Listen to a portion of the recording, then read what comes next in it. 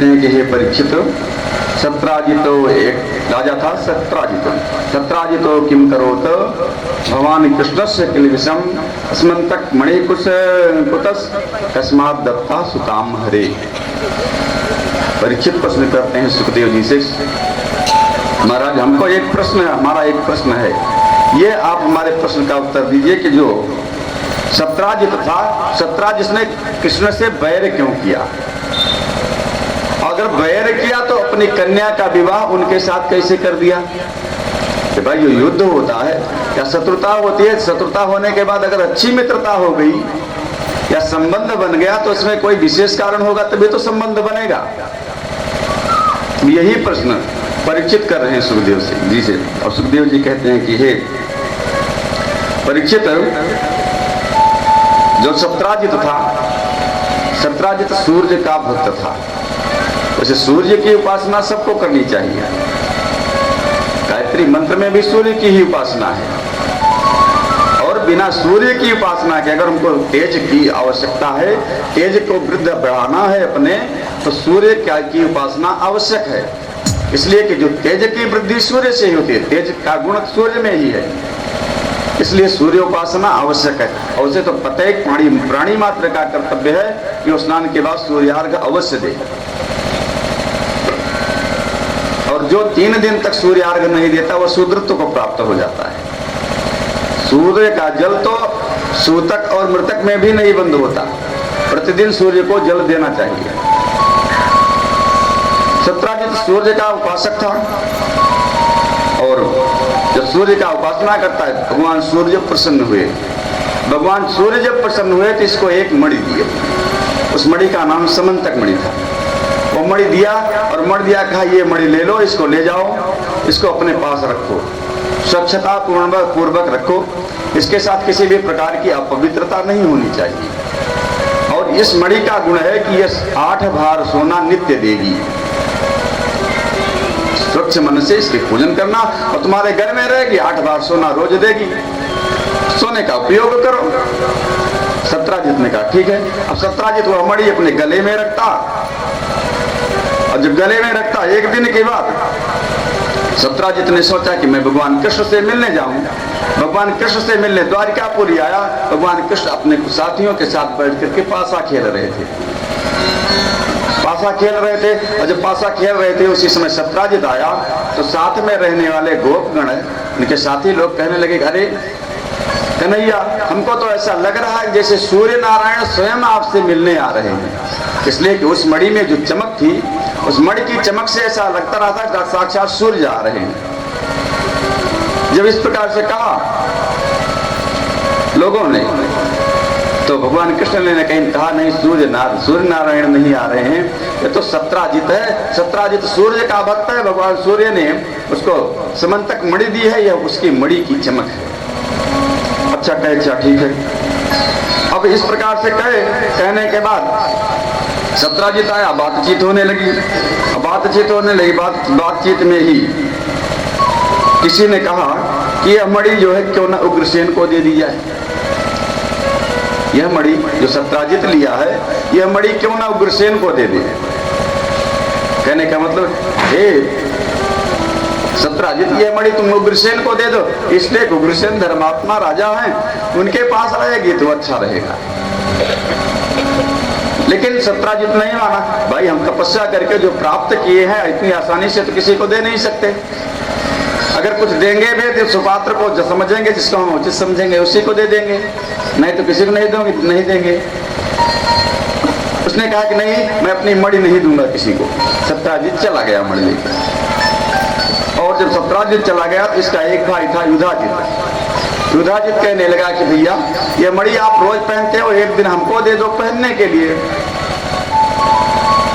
जब उसने इस प्रकार से कहा तो सत्राजित ने कहा ठीक है, मणि आप ले लो। वही मणि पहन करके युधाजित गया जंगल में। और जब जंगल में गया तो वहां शिकार खेलने लगा। उसी समय एक सिंह ने हमला कर दिया उसके ऊपर।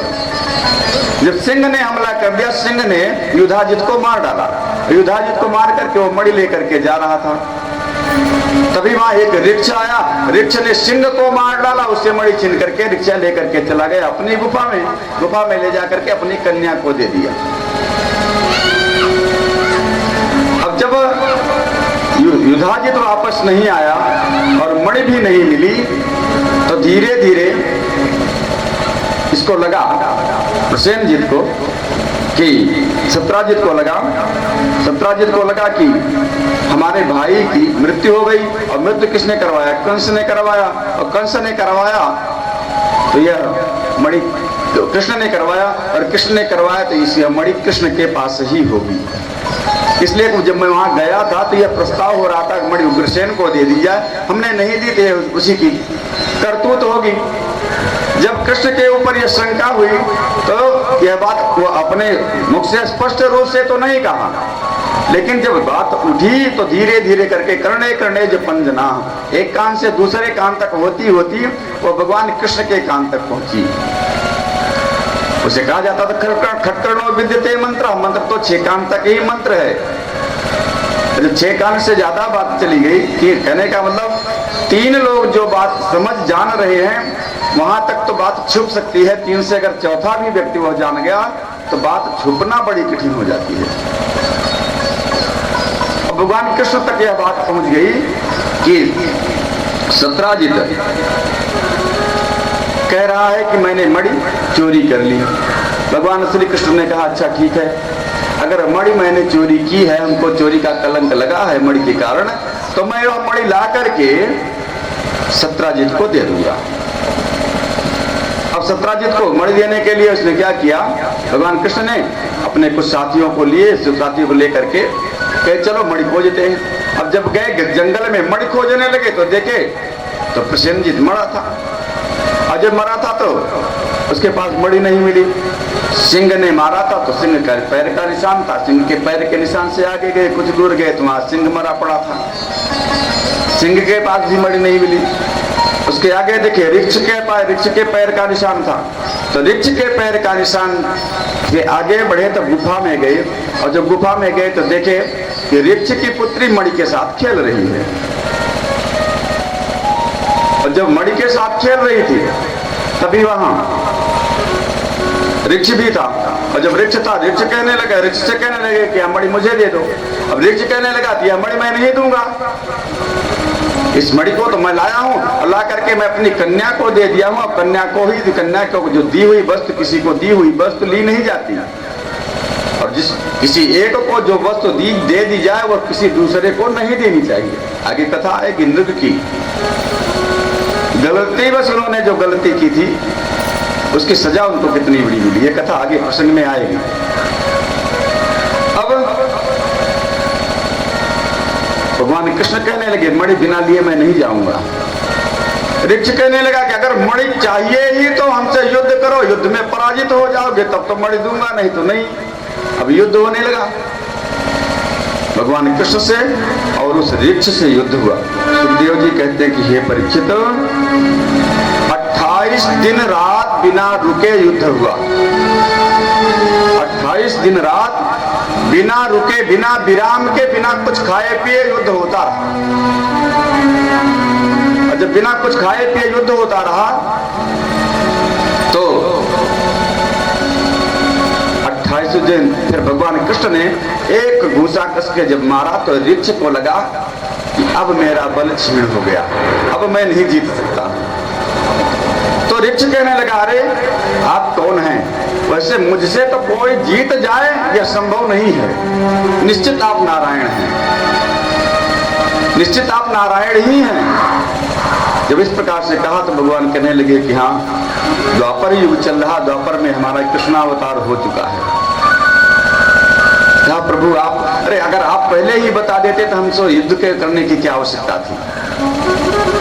अब ऋक्ष ने अपनी पुत्री का विवाह भगवान कृष्ण के साथ कर दिया, अपनी पुत्री का विवाह कर दिया, इसलिए कि मणि पुत्री को दी थी। अब पुत्री का जब विवाह कर दिया तो मणि भी कृष्ण के साथ हो गई। वो इस दोष से भी बच गया कि उसी वस्तु को जो दान किया गया वो दूसरे को न दे करके उसने पुत्री का ही दान कृष्ण को कर दिया। और जब कृष्ण के साथ पुत्री गई तो मणि भी कृष्ण के साथ गई। मणि के लिए ही तो आए थे। सुखदेव जी को शंका हुई कि प्रभु महाराज ये हमको बताइए कि वह कौन वृक्ष था जो 28 दिन रात बिना खाए पिए युद्ध करता रहा। जब इस प्रकार से प्रश्न किया तो सुखदेव जी कहते हैं परीक्षित, वह त्रेता युग के जामवंत जी थे। त्रेता युग के जामवंत जी थे। और जब युद्ध हुआ राम रावण का, तो राम रावण के युद्ध में सबने तो युद्ध किया, लेकिन जामवंत जी ने किसी से युद्ध नहीं किया। जामवंत जी ने युद्ध इसलिए नहीं किया कि इनके समान बलशाली कोई योद्धा नहीं मिला। भाई युद्ध तो बराबर वाले से किया जाता है, और इसे भी कहा जाता है बैर प्रीत की जय वाहि तंग बुद्धि बल सकई जीत चाहिए, जिससे बुद्धि और बल दोनों से जीता जा सके। और विवाह और मित्रता भी उसी से करनी चाहिए। ये और आत्मा सनम नित्यम जन्मायशय कृतिर्भवा तयो विवाह मैत्री च नवोत्तम अधमयो उचित। विवाह और मित्रता भी उसी से करना चाहिए जो अपनी बराबरी में हो। जो अपने से ऊंचा नीचा हो वहां विवाह नहीं करना चाहिए। एक बार कैसे भी करके हम कन्या का विवाह किसी बड़े घर में कर दें, कैसे भी कर दें बड़े घर में तो कर देंगे उस समय, लेकिन बाद में हमको बड़ा भारी पड़ेगा। इसलिए कि हम उसके रिश्तेदार उसके स्तर के होंगे, और उस स्तर से अगर हम नहीं जाएंगे तो वह सम्मान हमको नहीं मिलेगा जो मिलना चाहिए। इसलिए विवाह और मित्रता बराबरी में करना चाहिए। तो जब कोई नहीं मिला जामवंत जी को, तो जामवंत जी कहने लगे राम जी से, भगवान राम जी से कि प्रभु सबने तो लड़ के अपने बल का तो पता लगा लिया कि हाँ हमारे पास कितना ताकत है, लेकिन मैं युद्ध में रहा और देखता ही रह गया। मैंने तो केवल युद्ध देखा ही, किसी से लड़ाई नहीं, इसलिए कि कोई योद्धा मेरे समान मिला नहीं। अगर मेरे साथ युद्ध हो जाता तो अच्छा था। भगवान राम कहने लगे देखो तभी तो मैं अवतार जो लिया हूँ, यह मर्यादा पुरुषोत्तम का अवतार लिया है भगवान कृष्ण राम जी का। राम जी मर्यादा में रह करके सारा कार्य किए, मर्यादा कैसे का कहीं उल्लंघन नहीं किया उन्होंने। भगवान कृष्ण पूर्ण 16 कला के अवतार। बाहर से तो दिखने में इनके कुछ चरित्र अमर्यादित लगते हैं बाहर से, लेकिन आध्यात्मिक जगत में जब हम प्रवेश करते हैं तो ये पूर्ण रूप से शुद्ध चरित्र है। कहने का मतलब बाह्य जगत इनका कुछ और है, लेकिन अंतः जगत शुद्ध है। वही भगवान जब कहे कि देखो मैं इस जन्म में तो नहीं लड़ सकता, जब द्वापर में मेरा अवतार होगा तब तुम मुझसे लड़ लेना, और तुम्हारे समान तो कोई योद्धा नहीं है और तुम मुझसे लड़ सकते हो, तो जब द्वापर में मेरा अवतार होगा तो लड़ना। वही जामवंत जी उसी गुफा में बैठ के प्रतीक्षा कर रहे थे कि प्रभु आएंगे तो हम उनसे युद्ध करेंगे। आज 28 दिन रात जब युद्ध हुआ उनसे, तब जब पराजित हुए तो ये समझ गए ये तो मेरे प्रभु ही हैं। अपनी कन्या का विवाह कर दिया। अब कन्या का विवाह जब कर दिया, मणि लेकर के कन्या को लेकर के भगवान कृष्ण द्वारिकापुरी की तरफ चले आ रहे हैं। अब जो द्वारिकापुरी की तरफ आ रहे हैं तो ऋक्ष की पुत्री तो ऋक्ष ही होगी ना। अरे भालू का बच्चा भालू होगा, शेर का बच्चा शेर होगा। और जब आने लगे तो रास्ते में कहने लगे जाम्बवती से, जाम्बवान की जो पुत्री थी तो उसकी पुत्री का नाम जाम्बवती था। जाम्बवती से कहने लगे देखो हमारे साथ चल तो रही हो, लेकिन मैं जब तक कहूँ तब तक, जब तक ना कहूँ तब तक द्वारिकापुरी में तुम घूंघट मत खोलना, नहीं तो मेरी बड़ी बेइज्जती होगी। लोग कहेंगे कि इनको कोई नहीं मिला, ऋक्ष से विवाह कर लिए। एक विवाह तो पहले रुक्मिणी जी के साथ हुआ था, राजपुत्री थी, और ये ऋक्ष पुत्री कि जब तक मैं न कहूं तब तक मुख मत खोलना। अच्छा ठीक है, अब ले करके चले आए। अब द्वारिकापुरी में प्रवेश किया भगवान कृष्ण। लोग देख रहे हैं, बड़े प्रसन्न हुए, अरे कन्हैया तो चले गए थे, हम लोग समझ रहे थे कन्हैया मर गए होंगे, इतना 28 दिन रात लगातार युद्ध हो रहा है, अब तक तो जितनी लीलाएं की तो बहुत जल्दी एक एक दिन में 2-2 घंटे 10 मिनट 20 मिनट के युद्ध में पूरा युद्ध समाप्त हो जाता था। और 28 दिन रात लगातार युद्ध करें, पता नहीं कहाँ चले गए। अब लौटे हैं तो दुल्हन लेकर के लौटते हैं। पूरी द्वारिकापुरी में माँ उत्सव मनाया जाने लगा। और जब दुल्हन आई तो दुल्हन देखने का समय आया भाई। वैसे भी माताएं दुल्हन देखने जाती ही हैं। द्वारिकापुरी की स्त्रियां दुल्हन देखने आने लगी। लोग कहते दुल्हन अपना घूंघट खोलो देखेंगे। अब वो काहे खोलती? भगवान कृष्ण ने तो पहले ही समझा दिया था कि जब तक मैं न कहूं तब तक घूंघट मत खोलना। अब सब लोग आते तो कहते मुख दिखाओ, मुख नहीं दिखाती। जब मुख नहीं दिखाती, कुछ समय के बाद एक बुढ़िया आई, बड़ी वृद्ध हो गई थी। वृद्ध हो गई थी, वो आई, कहीं कि देखो किसी के कहने से मुख नहीं दिखाया, हमको तो दिखा दो। पता नहीं कब शरीर कट जाए, कब मैं छोड़ के चली जाऊं ये शरीर, कोई भरोसा नहीं। मैं तो देख लूं, गांव का कोई नहीं देख रहा है। तो जब इस प्रकार से कहा तो फिर भी नहीं घूंघट खोला। अब बुढ़िया गई रुक्मिणी जी से कही। जब रुक्मिणी जी से निवेदन किया कि यह स्त्री पता नहीं कैसी लाए कि मुख नहीं खोल रही है, तो रुक्मिणी जी आई।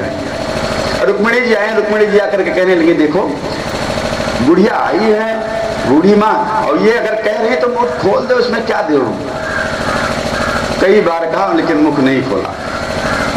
जब नहीं खोला तो रुक्मिणी जी को क्रोध आया। और जब रुक्मिणी जी को क्रोध आया तो रुक्मिणी जी ने श्राप दे दिया। भगवान कृष्ण से अगर कोई पूछता कितनी सुंदर है, कहे बहुत सुंदर, इतनी सुंदर स्त्री द्वारिकापुरी में कोई नहीं है। रुक्मिणी जी को यह लगा कि यह बहुत सुंदर है इसलिए मुख नहीं खोल रही, तो रुक्मिणी जी ने श्राप दे दिया। रुक्मिणी जी श्राप दे क्या दी कि जाओ मैं तुमको श्राप देती हूँ, तुमको अपनी बड़ी सुंदरता पर घमंड है, मैं श्राप देती हूँ कि तुम मेरे समान हो जाओ,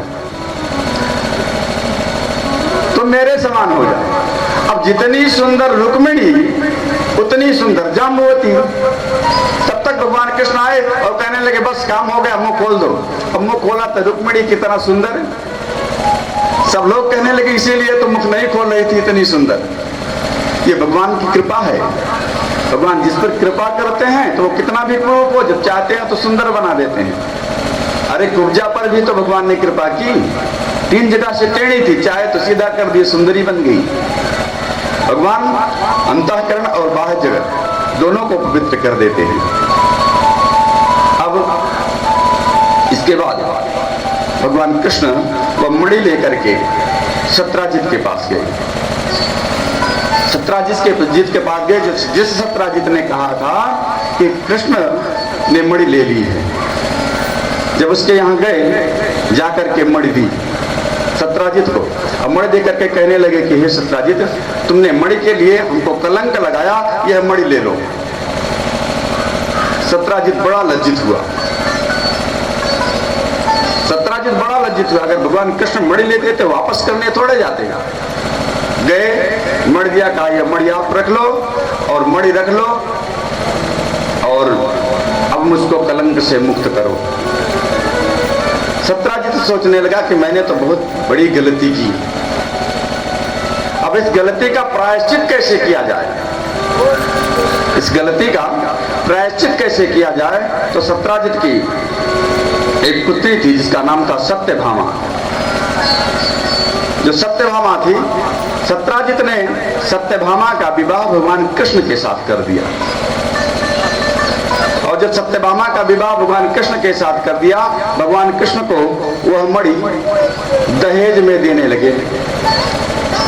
वह मणि जब दहेज में देने लगे तो भगवान कृष्ण कहने लगे देखो यह मणि मैं नहीं लूंगा, तुम यह मणि अपने पुत्री को दे दो। कहा अच्छा ठीक है, उसने अपनी पुत्री को मणि दे दी। अब भगवान कृष्ण सत्यभामा को लेकर के आए द्वारिकापुरी। और जब द्वारिकापुरी आए तो विधि पूर्वक सत्यभामा के साथ भी विवाह किया। सुखदेव जी कहते हैं कि हे परीक्षित, इस प्रकार से राजकाज चल रहा था। और जब राजकाज चल रहा था, इतने में ही क्या हुआ कि जब सत्यभामा का विवाह कृष्ण के साथ हो गया तो अक्रूर जी को इस बात का पता चला, अक्रूर जी को इस बात का पता चला कि सत्यभामा का विवाह कृष्ण के साथ हो गया। और सत्राजित ने अक्रूर जी को वचन दिया था कि मैं अपनी पुत्री का विवाह तुम्हारे साथ करूंगा। अरे उधर क्या कर देखते हैं, क्या कथा से ज्यादा नहीं कहा बेटा,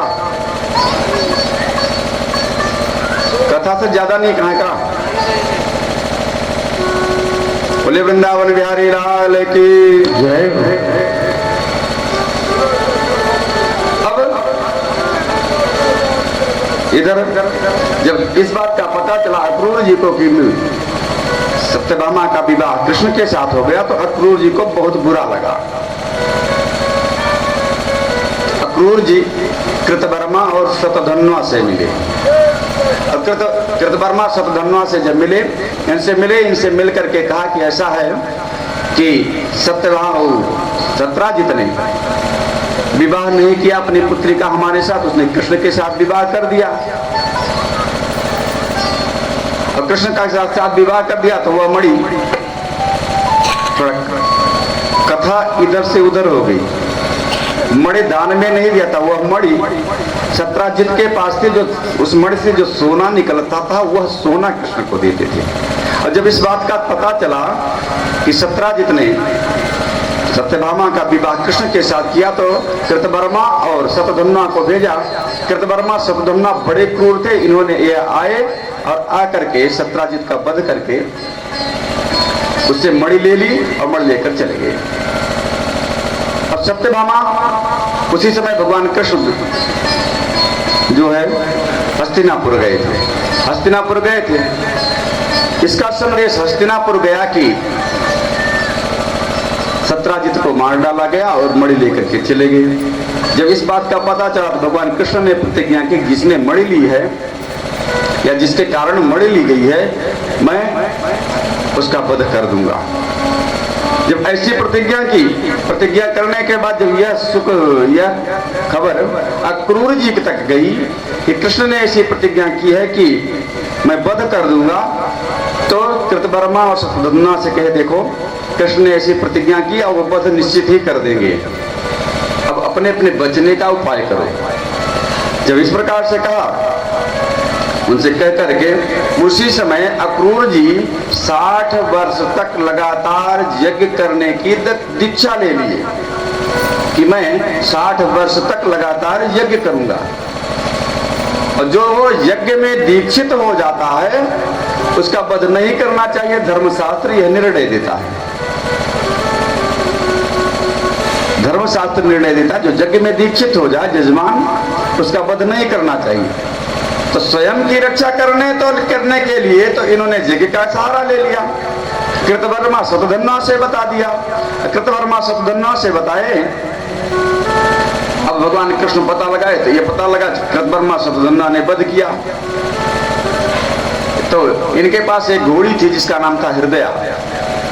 तो भगवान कृतवर्मा के पास गए, पहले शतधन्वा का वध किया, फिर कृतवर्मा हृदया घोड़ी पर सवार हुआ। वो घोड़ी पर सवार होकर के भागा।